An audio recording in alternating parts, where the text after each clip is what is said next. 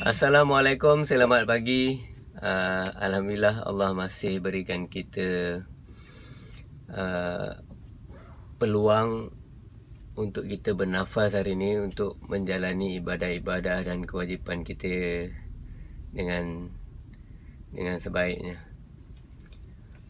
Baik, hari ini kita nak kongsi berkenaan dengan peribahasa yang mana orang tua-tua otai-otai kita pakai dulu. Dia cakap kita buat sesuatu kerja ni ibarat macam jangan melakukan sesuatu pekerjaan tu ibarat melepaskan batuk di tangga. Faham tak?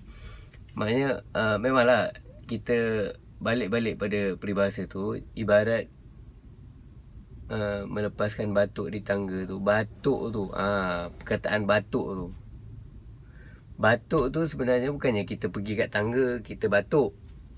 Pergi kat tangga betul batuk. Bukan macam tu.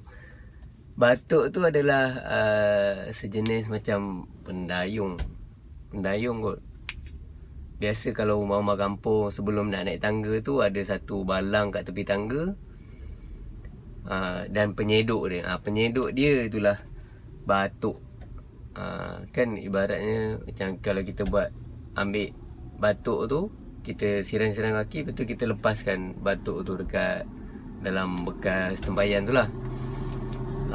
Rupa batuk dia lebih kurang macam ni. Kita saja-saja kongsi je lah ni. Dia nampak tak?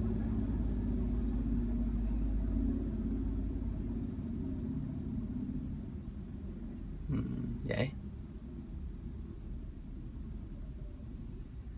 ni. Dia nampak tak? Inilah batuk. Ramai yang tak kenal kot. Ramai yang kenal dan ramai yang tak faham dengan peribahasa tu. Nampak? Ni kita kongsikan. Inilah batuk. Buat kerja ibarat jangan melepaskan batuk di tangga. Inilah batuk. Ibarat macam kita lepaskan macam tu je. Macam buat kerja malas lah. Jangan buat macam tu Baik, itu saja saya. Semoga bermanfaat. Assalamualaikum.